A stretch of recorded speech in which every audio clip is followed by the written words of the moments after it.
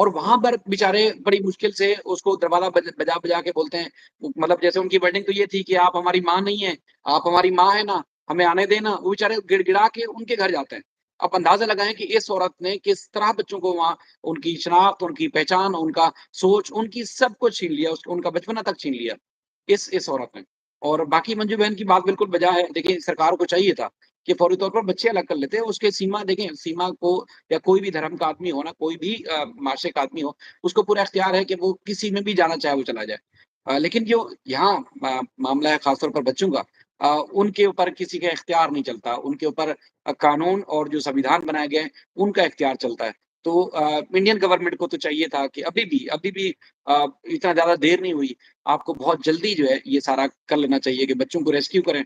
और यकीन माने मैं बताऊँ कि अक्सर कहते हैं ना जी, आप ये गुड जेस्चर के लिए कर लें, आप ये कर लें, वो कर लें। अब यकीन माने अगर ये बर वक़्त ये कर लेते, पाकिस्तानियों की जो एक आम लोग हैं, उनकी नज़र में इंडियन गवर्नमेंट की इतनी बड़ी रिस्पेक्ट होती, इतना ज़्यादा उनकी इज़्ज़त में इज़ाफ़ा होता, आप सोच भी नहीं सकते। लेकिन अब चूँकि मामला ताख़ीर का शिकार है, तो ज़ाहिर है फिर कहीं भी अगर कोई तनकीद होती है, कुछ भी होता है, तो फिर अल्टीमेट इल्ज़ाम जाता गवर्नमेंट के ऊपर ही है। किसी को क्या पता कि इंस्पेक्टर कौन है जिसे चार्जशीट भेजनी की? कौन जानता है कि एसएचओ रघुपुरा जो है वो क्या चाहते हैं कि सीमा के जिसमें मच्छर बैठे ना बैठे? कौन जानता है कि कमिश्नर नोएडा या जो भी डिप्टी कमिश्नर हैं, जो वो क्या चाहते हैं? किसी को नहीं पता। लोग जानते हैं गवर्नमेंट को। लोग योगी जी को जानते हैं, मोदी जी को जानते हैं। तो वो चाहते हैं कि उनका मसला उनके हाथ में वो हल करें। किसी को नहीं पता कि मजिस्ट्रेट ने अपने फैसले में क्या लिखा है कि गुलाम हैदर किधर जाएगा, सीमा कहाँ जाएगी, नोटिस कब है, डेट उसकी कब है, क्या संविधान इजाज़त देता है, नहीं देता, दुश्मन देश है या हमदर्द देश है, किसी को नहीं पता। लोगों को ये पता है कि बच्चे फँसे हुए हैं, बच्चे वापस आएँ। अगर ये बच्चे वापस आ जाते, यकीन मानिए बड़ी रिस्पेक्ट होती, और बहुत बड़ी रिस्पेक्ट होगी। अभी भी मैं बता रहा हूँ कि देर नहीं हुई, अभी भी इनको बड़ी फैसला लेना चाहिए। बाकी कमेंट्स देखें फैसल भाई। बिल्कुल सही बात है। नीता कुमारी कह रही हैं कि सर्वजीत के बच्चे भी बहुत तड़पे थे अपने बाप के लिए। नीलम देखें मैं अब यहाँ पर आपको क्या बात कहूँ। फॉर एग्ज़ाम्पल चलें मान लिया आपकी ही बात मान लेते हैं तड़पे थे ये थे। तो इसका मतलब ये हो गया कि अगर एक बच्चों ने तकलीफ़ देखी है तो दूसरे भी देखेंगे। ठीक है ना? मैं इस डिटेल पे पढ़ना ही नहीं चाहता कि कौन क्या था, किस तरह से था, क्योंकि वो स्टोरी सबको पता है। वो स्टोरी मोमिन सर बड़ी बार एक्सप्लेन कर चुके हैं। मोमिन सर के दुश्मनों ने इस चीज़ का कीचड़ उछालने की कोशिश की थी। मैं नहीं कहता, मैं नहीं पढ़ता, हम नहीं पढ़ते उस केस में क्योंकि हमें ये करना ही नहीं है इंडिया पाकिस्तान। मैं कहता हूँ कि फॉर एग्ज़ाम्पल अगर उनके बच्चे तड़पे हैं, तो अब आपका लगता है कि गुलाम हैदर के बच्चे भी तड़पें? मतलब आप एक औरत होकर अगर ये बात कर सकती हैं, तो आप ये कहेंगी कि चूँकि मेरे बच्चे तड़पे थे, अब मैं अगलों के भी तड़पा के रखूँगी। तो ये बच्चों का क्या कसूर है?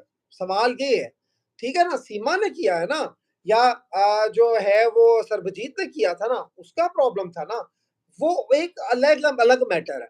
लेकिन अगर आप इस एंगल से भी सोचेंगी तो बच्चों में, इन दोनों में बच्चों का क्या कसूर है? एक आदमी खत्म हो गया है, उसके बारे में कोई बात नहीं है। लेकिन अगर आप ये बात यहाँ पर इस एंगल में करेंगी तो सिर्फ़ मुझे इतनी बात बता दें कि इस बात का उस बात से क्या लेना-देना? It's not a comparison. It's so inhuman. It's so disgusting to discuss and compare two different matters जिनका कोई लेना देना ही नहीं है इस मैटर से. You have to be logical. You have to give the answer according to the subject. You have to give your opinion according what we are discussing here. Not कि आपको पुराना कोई वक्त याद आ गया है कि मेरे साथ एक तकलीफ हुई थी. ये तो वो सास बहू वाला मुझे लगता है एक सीरियल हो गया, क्योंकि मेरी सास ने मुझ पर जुल्म किया था तो मैं अपनी बहू पे जुल्म करूंगी।